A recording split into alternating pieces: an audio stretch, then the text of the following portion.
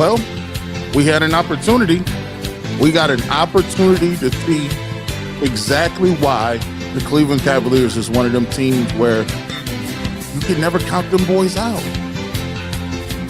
Boys out, man, when you talk about the Cleveland Cavaliers. G. Bush back in the building. G. Bush back in here. Let's get it going. I'll tell you what, man. We talked about it a little bit before. We talked about how do we know we got somebody that is ready for the big lights, if we're ready for the playoffs, if we're ready to do what we need to do. And guess what? The Cleveland Cavaliers came out and we found out that Darius Garland and Evan Mobley are primetime players. Welcome on in. It's G. Bush in for the Cleveland Cavaliers post-game show. I'm rocking and rolling. And go ahead and get excited a little bit today, man. Hey, Cavaliers with a big time win. Let's get right off into this thing. We ain't even gonna wait. Let's go ahead and get right off into this thing, man. Cleveland Cavaliers big time win tonight, 127-124 over the Pacers. And I'll tell you what, one of the things that people always talk about is, hey, it's just the Pacers. It's only the Pacers, G. Bush. We can't get excited. Not with a young team like this. You know, all these games count, 127-124. And when you look at this game, you see why the Cleveland Cavaliers are bona fide ball players. You see why people is excited. The last couple games, when we play against contending foes, we didn't have enough. We didn't have enough to come up and make the plays to make this thing, to get the wins against guys like Philly, against guys like the Hawks. And we were losing. We just lost 6 of 8. But this is a game that you needed to have, and this is a game that you needed to get. And now you look up between the game yesterday, Toronto Raptors is a team that's right behind you in the standings. Keep it locked. We'll get right to the standings. We'll walk you through that a little bit as well. That team is right behind you in the 7th seed, and you know what the magic marker is. The magic line, the dotted line that the Cleveland Cavaliers need to stay above is in that 6th spot. You need to stay right there about 6 because that means you are in the playoffs. We need a guaranteed spot in the playoffs, not no play-in stuff. That 7 through 10 stuff, we don't want no parts of that. So we need to continue to, keep getting these wins. And these are the type of games that you need to be winning if you're going to be a playoff contending team. So let's get into these stat lines. And we want to thank everybody who's in the building right now. 24 people in the building right now for the Cavs post-game show. I salute you, but I will ask you one thing. Please hit that like button. Please hit that one to weigh in. If you're watching this on Facebook, if you are watching this on Twitter, if you're watching this on YouTube, make sure you hit that like button. Make sure you do that because it's the only way I can keep this contact and everything hitting that YouTube algorithm so they'll show this video and so we can show the Cavs some support going into the playoffs, right? We want to have this thing peaking upwards when we get to the playoffs because that's what we're doing it right now. Let me go to enlarge this a little bit and we can kind of go through this a little bit today. Right here, field goal percentage. I thought the Cavs did a really good job of knocking down shots. 49% on the game. Also, I think the Cavs really did themselves justice at the three-point line. Now, look, they had 9 threes, but the thing that we messed up is we gave up 16 threes, 50% to the Pacers, and I think that's why this game was close. 16 threes is something you can't do. Can't give up 16 threes, but take a look at where the Cavs really capitalized. Free throws, 24 of 27, shooting 89% right there, almost 90%. And you look at it for the Pacers, 10 of 15, 67% roughly. So if you look at it, if you're not going to hit as many threes, you got to capitalize when you get to the free throw line. I thought the Cavaliers hit some big free throws down the stretch. And that's where they really made their hay, really made up that ground, and they pull out a victory 127-124. I also thought that they did a good job as well, coming up with some timely blocks, timely steals. We'll talk about Stevens and what he did in the 4th quarter, coming up with that timely block here in the 2nd. But as you can tell, got some turnovers, right? They called 17 turnovers for the Pacers. You look at the stat sheet. 13 turnovers, 6 blocks for the Cavs. And you look, as usual, the Cavs are dominating in the paint, 72 points in the paint. And that's huge because you didn't have a guy like Jared Allen who's out with the broken hand. And I thought one of the things that we did see, and we did see in this game, is what Evan Mobley looked like when there was no Jared Allen in the game. See, it's a different, I thought I saw a different Evan Mobley today. I thought I saw a guy who had a lot more range, a lot more freedom. I thought I saw him doing his thing. I thought Mobley was dominant down low. I thought he was more decisive with his moves. For the last few games, he's been kind of in pride and trying to figure out where he can go with his. If you can see, I know I never want, and I want to be careful about this because I'm not a big believer in addition by subtraction stuff. I hate that jargon and talk in any sport. For the Cavs to get where they need to be, they need Jared Allen, point blank, period. But here's the thing. When they can unlock this Evan Mobley, if they can unlock this type of Evan Mobley, boys is in trouble. Boys is in trouble. We'll get to the box scores and you'll see exactly why. Because Evan Mobley really had a lot of room to maneuver and get the spacing. I thought him in the pick and roll was deadly tonight. And we'll get to that coming up in a second. Let's go ahead and jump to the chats real quick. Let's get to the chat early and often. Let's get your instant reaction. Harry Baker says, Garland, Mobley, and marketing put up big three numbers tonight. Thank goodness, because the Cavs three ball was not there. We need some athletic jump shooters, and we could take a shot from anybody. If they're playing like this, and especially Darius Garland putting up 41 points, I started off the show by saying the Cavs got one of those guys. I'm firmly rooted in the fact that Darius Garland is one of those guys who has the ability to turn that on. When we were watching, and this is not sacrilegious, this is not blasphemy. And I need y'all to get ready. This is not blasphemy. I believe Darius Garland has all of the upside that Kyrie Irving has. Let me move back a little bit on that one. It's 43 people in here. Make sure y'all hit that like button. I appreciate you. I appreciate you, man. You can also donate on Cash App at $GBush91 on Cash App, and we can do super chats on YouTube. We appreciate everything that you guys are doing, but let's go. Let's go ahead and put out let me know if you in the chat right now. Put them ones up if you agree with this statement. Darius Garland has all of the upside that Kyrie Irving had with less baggage. With less baggage. I tell you what, the way he can, because here's why I think he got the upside that Kyrie Irving got. Yeah, he's slight of build, but so was Kyrie. Kyrie was also injury prone. But here's the thing. Darius Garland's passing game is way better than Kyrie's. Kyrie in his prime, Kyrie can get you 40 or 50. Like, that's what he can do, right? And I mean, his handle getting to the rim, finishing around the rim, you can't take that away from the young man. Uncle Drew's a bad dude. He just happens to think that the world is flat. I'm confused. Duke University, which y'all teaching people. But as far as him and being one of them dudes, he's that. But I'm going to tell you what, Darius Garland is not far from behind him. He's all on his heels because Darius Garland can shoot free throws. Darius Garland can actually knock down the open three. Darius Garland can get his three off the bounce, and his passing is better. He's a willing passer as well. I think he's better off the pick and roll as well, and getting guys and creatively on the pick and roll. I think his teardrop is deadly. Man, come on now.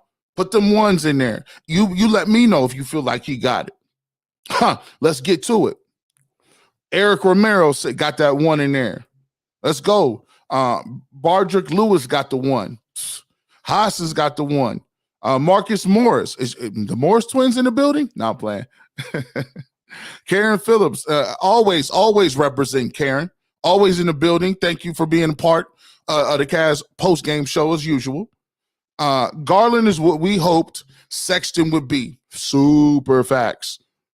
But here's the crazy thing about it. If you can get a fraction of what you're getting from Garland and be able to keep Sexton around as just that potent punch, we got something. We talking about something, man. Lucas Live Media, what's good in the building? Lucas, you got 96 shows, bro. Matter of fact, if you on this joint, make sure you go check out my man Lucas, man. This dude do dating advice. He'll tell you how to beat depression. He'll tell you how to get you an extra job, increase your income, get you another stream of income. He'll tell you all about that, how to dress up something. He'll tell you all, he get everything in line. How to have your kids acting right. It's cat Lucas, man. I ain't got all that yet. Jeremy, what's up? Got the one in there. Harry got the one in here. A lot of people, man. A lot of people got the ones in here for Darius Garland with the 41 points. Let's get back to them box scores as well, too. Let's take a look at what the Pacers did. Let's take a look at what the Pacers did. As you can see, I was always scared a little bit of what your boy Haliburton was bringing to the table. Of course, I don't know. And I'm trying to figure something out. Why?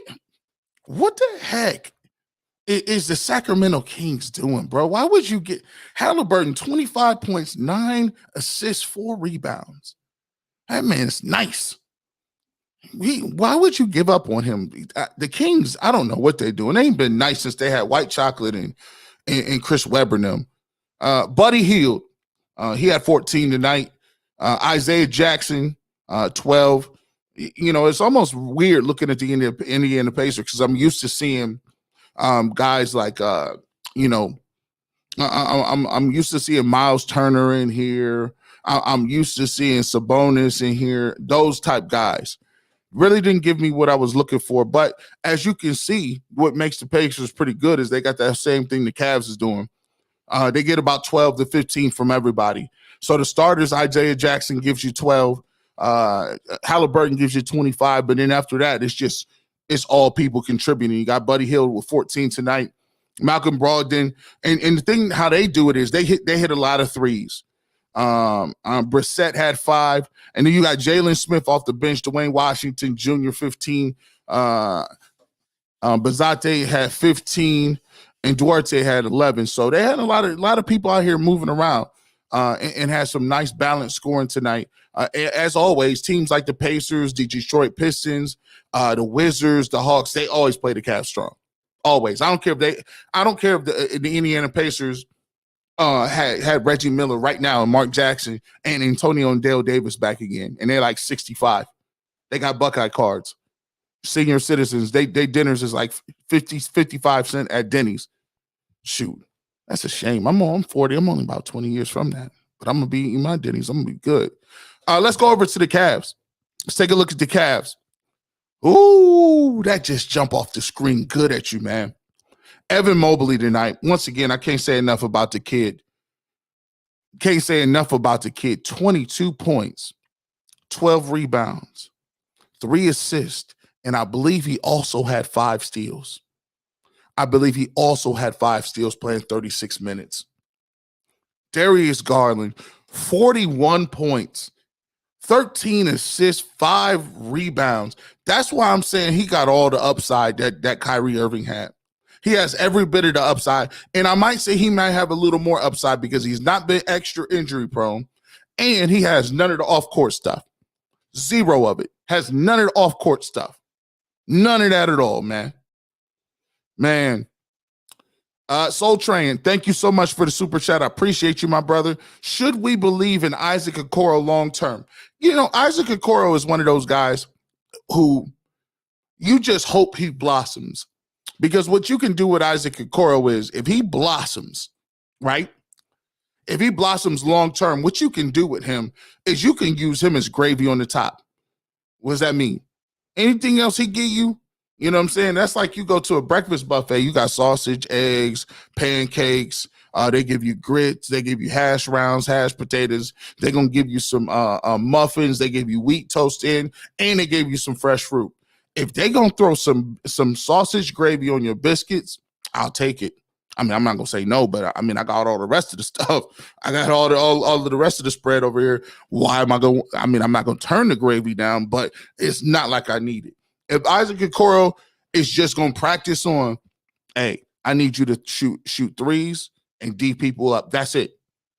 That's it. I don't want nothing else. You ain't got to have a step back game. You ain't got to have a crate. All you got to do is be athletic, finish on the break, hit an open three, and D people up.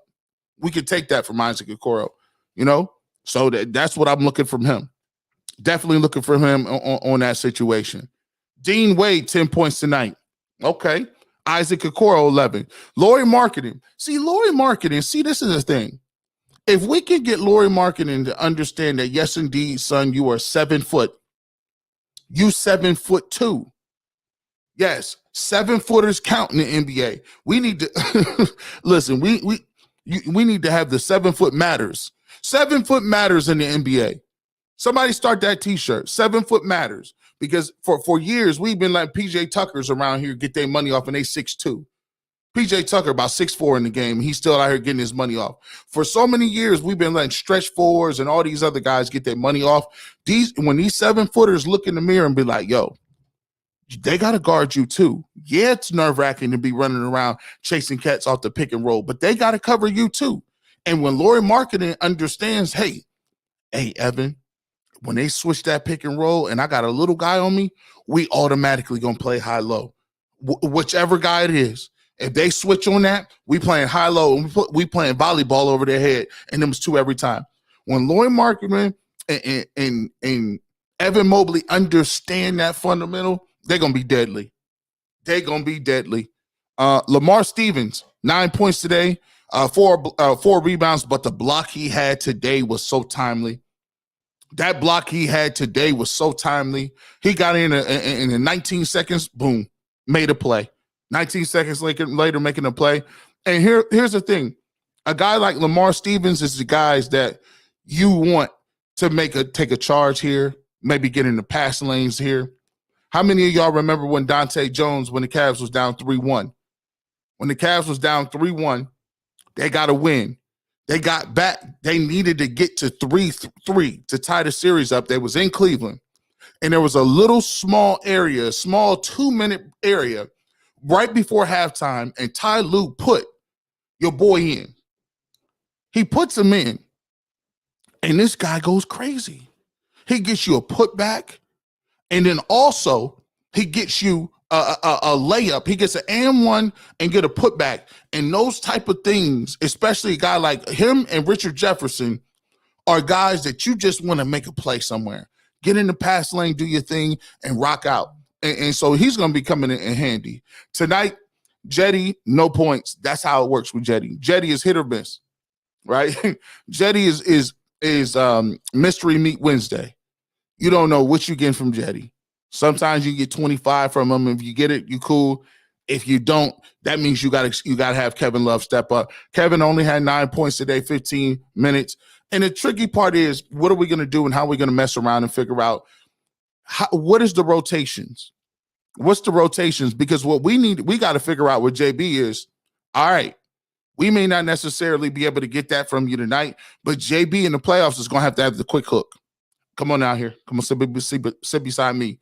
You can't go long stretches with guys who ain't producing. And so that's going to be the trick for us in the playoffs. Let's get back to the comment section, see what y'all got. Cavs, once again, 127, 124. If you're just joining us, welcome on in. Please hit that like button. 50 people in the chat. That's a testament to you guys. 10:34 at night on a work day, school day. I appreciate y'all. Make sure y'all hit that like button. I salute you as well. Let's keep it moving. I got a couple more people in here we want to do before we get back to a couple more thoughts. Abdul, my boy G. Bush, putting in that work. Listen, man, you don't even know, man. I've been to Best Buy. I broke my old steady trusty headphones broke. Old studies broke. I'm like, man, I went to Best Buy 4, 5, 6 times. So literally in the last 2 days, I couldn't find the headphones that's going to work with my board. I went one more time and found these Sonys to see if I could get it done. I was like, all right, game was halfway over. I went and watched the game, came back and see what we got. So, no doubt. We ain't never sleeping. I think Devin Posey says, and more upside than Kyrie Irving. Let's see. True, but nearly every team has a really good PG nowadays. Hey, I'll take that.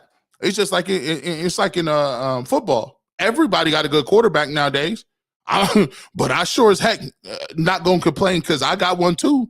We just going to have to figure out which one is better on that day or the supporting cast. But, you know, we it ain't always we could have said that. He's Garland's hope was Sexton was B. Darius Garland's shot release reminds Patrick. Let me tell you what. I didn't want to say that because I didn't want to seem blasphemous. I didn't want to say none. I didn't want to touch on this fact. But when Darius Garland shoots that little push, two-hand shot up there, and he shoots the ball like a little kid, I'm like, that ain't going. That went in. I know this. I know that ain't about. That went in. He kind of got a nonchalant game like Steph Curry, especially in them little kid teardrops running around with his arms to his side. I just shot a runner on you, and I'm way shorter than you. You can't do nothing about it. He got a little. It's a little Steph in that. I'm not gonna lie. It's a little Steph in that, man. Wouldn't be mad if BG getting more run. He keeps the ball moving and is a threat to shoot. Let Rondo get 100 for the playoff. Hey, Rondo is different. Playoff Rondo is different.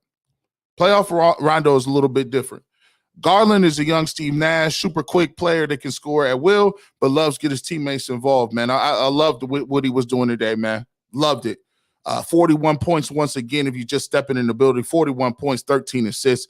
And let's forget, I had technical difficulties. I couldn't give you nothing after the Raptors game, but he had 18 assists after the Raptors game. Or was that the Sixers game? I think that was a Sixers game. He gave you 18. I stand corrected. Sixers game, he gave you 18 assists, right? DJ Who that the guy said, yo, what up, fam? Yo, Mobley looking good at that 5. I agree. He's looking real smooth at that 5. See, it's levels to this thing. Sometimes when you playing 4, Mobley's gonna get caught out on the floor a little bit because you can't have him and Jarrett Allen 2 feet under the basket, right? So, I think they're playing him at 4 because between those two guys, he definitely has the better skill set to play out there on the floor.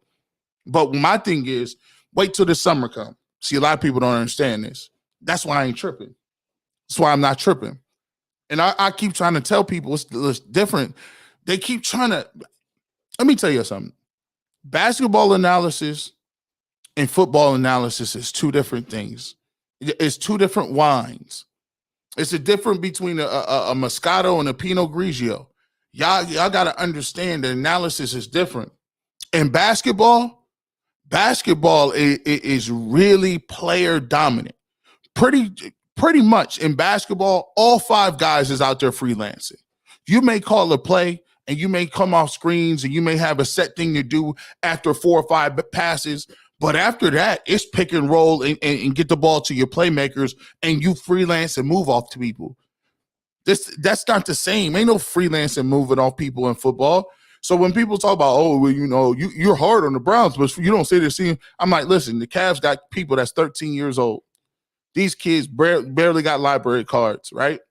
So when you see an Evan Mobley and he come back next year, because you saw it with Darius Garland and him getting to play with the USA team.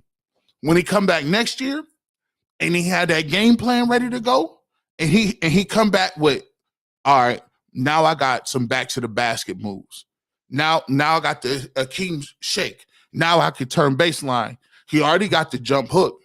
Don't let him have that elbow jumper down. Don't let him get that LaMarcus Aldridge elbow. It's a wrap. It's a wrap. Y'all gonna be in trouble because then, and if he can hit that corner 3, consistently, and he can move up to, I didn't say be 40, but he could be 35%. Come on. And you notice he left-handed, right? His strong hand is his left. He can get to the rim on a big 4 dribbles and finish. He can only get, because his right hand is his less dominant hand. He can get to the right 2 dribbles, and he's either going to have to back and go, and they're going to stop him. But wait till the summer come, and he get an opportunity he start working on his ball handling drills, right? Where then now he can go two 2-3 more dribbles to his right hand. And now instead of him getting stopped and having to do the jump hook or back down and turn around, now he's in the rim now. It's a wrap now. Just wait. Tell you what, boy. Tell you what. Let's keep it moving, man. Let's take a look at some of these standings here that are really important coming up in the next couple of days. And you look at this updated standings for the Eastern Conference, and you see it. You see that mark, that all-important mark right there. That's why the Toronto Raptors game was a huge game for the Cavs the other day. Starting with 7, working your way up. Now, mind you, I keep reminding you, 7 through 10, those are your play-in games. We don't want to be there because look at the teams who down there. Brooklyn. I don't want no parts of Brooklyn. I don't care if Kyrie only playing every other game because he ain't had no COVID vaccination. But I don't know about you. I'm not trying to see Kevin Durant none of them rounds. Atlanta Hawks. I'm not trying to put my playoff career on the line on one game and I got to play Trae Young. No, I'm cool. He might get 60. The Charlotte Hornets, you see what Scary Terry does to us. The Charlotte Hornets look like they world beaters when they play us. They look like, they play us like we stole something. I'm like, dang, did I steal something from you? They come in and beat our tails. And then obviously the Raptors are scrappy. You see how they play. So the Cavs need to stay above that 6. If you look at it right now, they 5.5 games out of first place. You look at Boston. Boston is 5 games, but Jaylen Brown is hurt. Let's see how that affects him going into the playoffs. They're only a game back from the Bulls. Now think about it. The Bulls done lost 5 in a row. Bulls done lost 5 in a row, man. And the Milwaukee Bucks in Giannis and his squad, they won 4 in a row. They're 6-4 in their last 10. And they're really trending upwards. And for me, the best team in the league right now, the way they playing, is not the Miami Heat. Now, granted, they're very good. They're playing well. 8-2 in their last 10. But these Philadelphia 76ers, man. Way Joel Embiid is playing, man. This guy, he got the cheat code on, man. I mean, he's getting it. If he gets the ball anywhere in the paint, and I'm talking about the free throw lines, it's a tough deal dealing with Joel Embiid. And here's the disgusting thing about Joel Embiid. Here's the thing that really hits home with him. Joel Embiid, at least when you talked about guys like Shaq, you could foul Shaq. You could foul Shaq if he got in the paint. You could make him earn it and say, all right, well, we're going to put you on the line. And they'll think twice about dumping it down to him. Your man Joel Embiid ain't missing free throws if you foul him. And certain people like the Greek Freak. Giannis. Some people will say, all right, Giannis, Giannis is a freight train, a monster underneath. Sometimes they'll say, all right, Giannis, listen, you're going to have to beat me from up top. Shoot these jumpers and threes. And if he hitting, shake his hand because you're going to lose that game. There's nothing you could do. So that's like what it was with LeBron. Shake his hand if he hitting that. But you can't even do that with Embiid. I don't know if I feel comfortable. But he can hit that shot. He's shown you he can knock that down. So he's a guy to me, and you look at the way they call in the games, and Philadelphia gets to the free throw line so much because just Joel is so big. He's so skilled. And on top of that, down there got James Harden, who's the godfather of throwing his body around and people just give him these fouls. I thought y'all was going to work on that. I thought the league was going to work on that. Come on, bro. Y'all better than that. And now they got this guy, Maxey. They got this Maxey guy who's doing his thing. So, it's one of those things where I think that right now that the Philadelphia 76ers are playing their best ball. And so the Cavs are going to have an opportunity to talk to them and get at them because look what's coming up. Look what we got coming up. Look what we got coming up the next 2 days. You're looking at the situation. And you got you got the Miami Heat coming up at Miami, 8 p.m. This is a tough stretch for the Cavs. I think this is going to tell us a lot about who the Cavs are, what the Cavs are, and what the playoffs is going to be about. I think it's going to be a great learning experience. Friday, March 11th, coming up here at Miami. Hopefully we can get Caris Levert back. Hopefully we can be more at full strength to give ourselves a gauge. But the Cavs hadn't won in Miami in something like 18 games or something. I mean, he always usually, even when we had LeBron, he'd always usually dominate us in Miami. We've won earlier this year to break that 18-game losing streak. So that's going to be a tough game. And then back-to-back, Friday, Saturday, you go on the road to another tough team who's been playing well in the Eastern Conference. You go right back on the road to at Chicago, 2 8 p.m. games. And then you get back home, get some home cooking on that Monday with a day off in between on Sunday. And you come play the Clippers, who are playing well as well. Reggie Jackson has always been playing well against the Cavs, and he's been playing a good ball while, you got Kawhi Leonard out and Paul George. So that's a 7 p.m. game.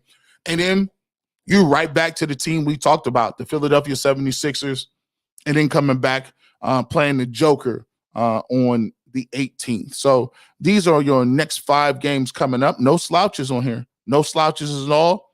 Guys going to need to be ready to play. And it's going to tell us a lot when we got our top Eastern Conference heavyweights in the building, Miami, Chicago, Philadelphia.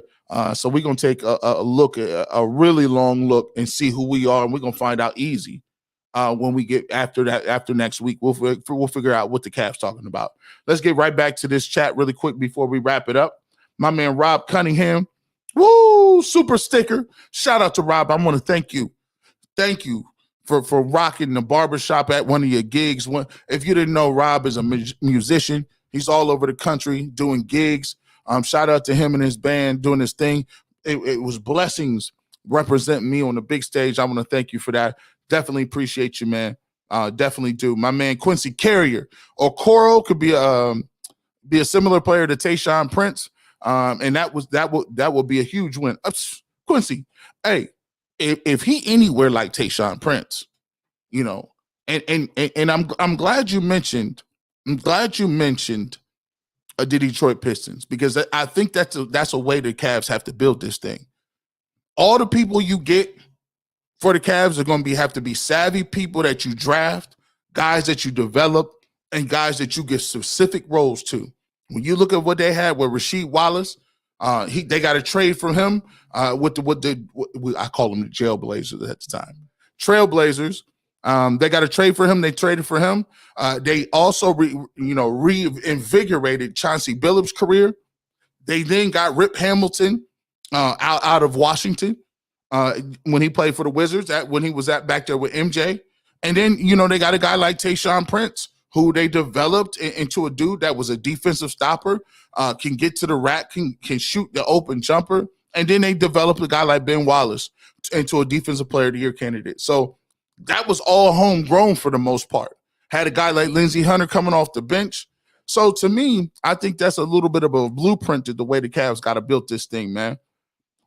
And you forget Isaac Okoro is only 21.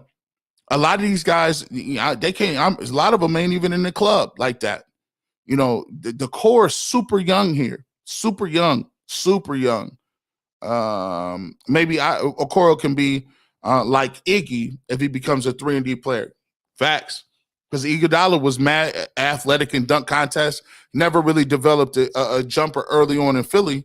But you see what he turned back into when he was out there with the Golden State Warriors, playing in that system where they moving the ball, moving bodies. Definitely a thing, man. Let's see. Let's keep it moving. My man, Barger Lewis says, once he hit them weights, that's another thing. I forgot all about the weights. You see, these guys, and I'm going to tell you about basketball players in college. Basketball players in college don't be hitting no weights like that, man. They don't hit no weights like that. These guys are one and done, and basketball players don't hit no weights in high school. They're like, it's going to mess my shots up, bro. They're not touching no weight. So wait till he get in that weight program when he get with some dudes and he start really, for the first time, hitting them weights. You know what I'm saying? Todd, thank you so much. Thanks for bringing us to a place to do this. It's always the barbershop, man. I appreciate you, man. I'm just trying to bring everybody together and get some of this Cavs talk. I think one of the things that we got to understand too is it's more than one ticket in town. I know we all love the Browns around here. I know it is what it is.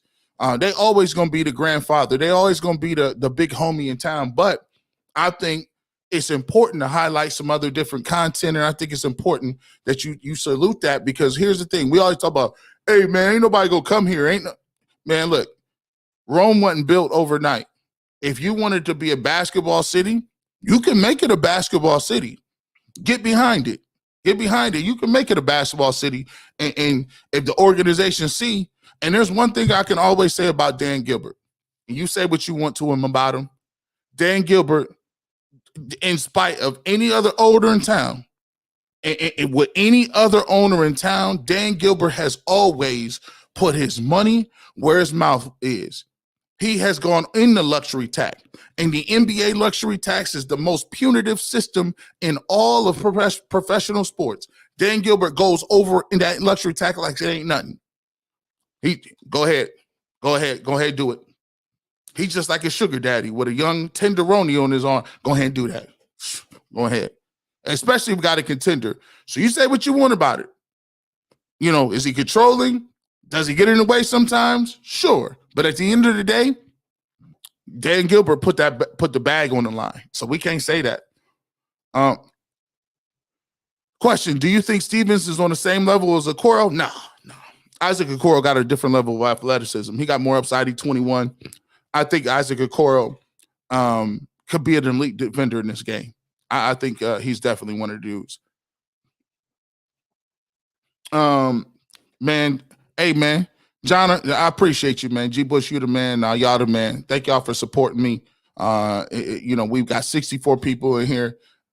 I appreciate y'all. 64 people in here, and we talking Cavs. Make sure y'all hit that like button so we can get some Cavs content out there on YouTube. Make sure you hit that like button, please. Hey, they say, what can you do? I'll take the likes. You ain't got a super chat. If you can't super chat, if you can't do no PayPal, I respect you if you just trying to do the likes, man. I appreciate it. My man, William Wise, as always, man, spitting them facts, bro. I appreciate you, William, all the time, man. Liam, Lauri is a big key part of the squad, especially with Allen out. Of course. He's the key. If Lauri Marketing understands that he's a 7-footer and understands that I could go inside and outside, Cavs going to be dangerous. They'll be dangerous. Because think about it. To me, Lauri Marketing still got upside in him. Still got some upside. Man. Wyatt, Trevor, love you, Garrett. Hey, man, good night. I appreciate you guys, man. Appreciate you, man. Have a good night. Appreciate you all you guys, man. I'll tell you what, man, 62 people in here. We've been in here a while. Keep that lock. Make sure you subscribe to the barbershop. In recapping, let's go ahead and sign off together. In recapping, Cleveland Cavaliers come up with a big-time win. Darius Garland, 41 points. Evan Mobley, 25 big-time points. And the Cleveland Cavaliers come up with a big-time victory. Make sure you check them out coming up here in the next couple of games. 5 games will be a big-time thing for everyone involved. And before we do, I'm not leaving not one person hanging. Travis Talley, thank you so much for the super chat. What are the chances of the Cavs winning a first-round series? I think the Cavs have a fighting chance to win a first-round series if they continue to stay above that 6th spot. It's not going to be easy. They may end up with a team like Boston to play. They may end up playing a team, even a team like if the Chicago Bulls continue to falter. It won't be difficult. It won't be like a cakewalk or anything. It'll be difficult, but I think they have an opportunity to do it, especially if they can get healthy and keep everybody rolling.